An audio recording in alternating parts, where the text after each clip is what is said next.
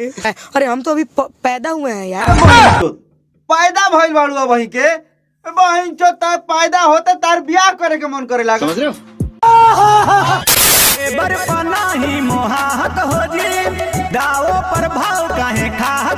ताए भैया अब वही समझ तोहरा के ना आइल कि भाऊजी भाव काहे खातिया।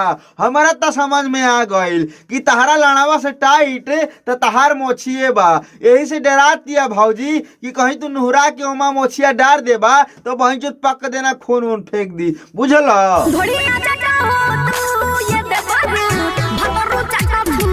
अच्छा ढोढ़िया चटिहा तू ये देवरू भातारू चटी है एकर मतलब है बानू भौजी कि देवरा चाटी ढोढ़ी और भातारा चाटी बूर। तकर वहीं चोद हम एगो बात पूछे तानी कि पेलवाइबू के करा से तू बोला ना ये भाई सही बतावा यार ये भौजी का कहती है वहीं चोद ऐसा गाना गाती है कि झाट जर जाता हमारे यार मन ता यह करता पकड़ के पीछे से झकझोर दी और लड़वा भीतर ले घुसोर दी। समझ लो?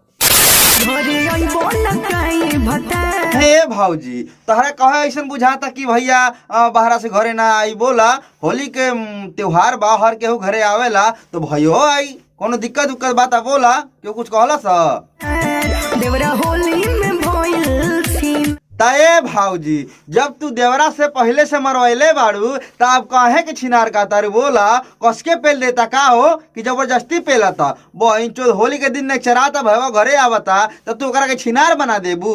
छिनार तो तू ही बाड़ू बहन चो ऐसा ऐसा गाना गावलू कि समझी में नहीं क्या होला।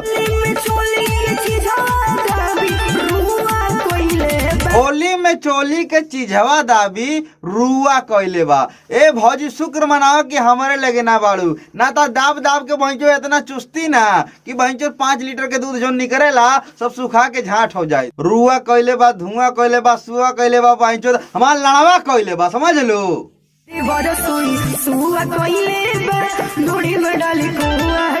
ओढ़ी में डाली कुआं कोयले बा। ए बहनचो कौन चीज डारता ऐसा की बहनचो ता ढोड़िए कुआं हो गइल हो। बोला लड़वा डाला तरे लड़वा डारता तो बहनचो तो ओकरा नीचवा परला ढोड़िया के आन्हर नरबा का सरवा देवरा। बोला चश्मा उस्मा ना लगाओ की तो भौजी के तो लौकता बहनचो नीचवा ते मौत से घुसका देती तो नीचवा गच से चल जाई बहनचो ढोड़ी कुआं हो से बच जाए। बात सारे जब देखा तारे के भौजी नसाइल बड़ी ओकरा लौकी रे। हाँ बतिया यो सही है कहता रे गाभिन बड़ी सही कहता रे।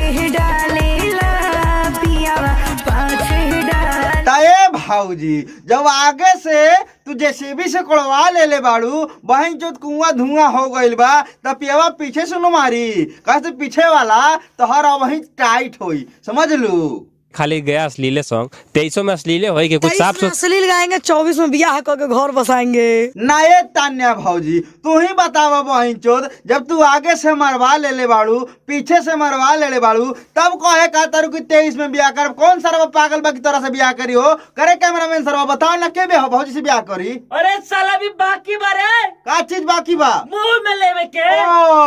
तो भौजी ब्याह का के अपना मर्दा के मुंह में लेवे के बात करती है। लेकिन सरवा को बात नहीं समझ में आवत कि मुंह में अगर करी भैया तो लइकवा कैसे होई बहन चोद। अरे छिनार पहले से बाड़ी भौजी लइका के का जरूरत बा? सही बात बा। अरे हम तो अभी पैदा हुए हैं यार। बहन चोद पैदा भइल बाड़ू वही के बहन चोद पैदा होते तार ब्याह करे के मन करे लागल। करे सरवा कैमरामैन बताओ नहीं भौजी कहतिया भाई के पैदा भइल बानी ओकरा बाद ब्याहो करे के बात करतिया। सरवा समझी में नहीं क्या हमरा बोलता ही बोल भौजी सीखले नहीं खी का चीज तब बियाह करी तब न सीखे के मिली मरवावे के। हाँ बतिया सही कहा तारे लेकिन भौजी मरवा ले बिया हमरा पता बाबा इंचोद तो बियाह कोची करो तरी ब्याह करत है तो समझ में नहीं कब कहती है हम अभी पैदा भइल बानी कबो 5 लीटर दूध बेचती है कबो आगे मरवाती है कबो पीछे मरवाती है भाई जो समझी में नहीं क्या कि करे का चाहती है।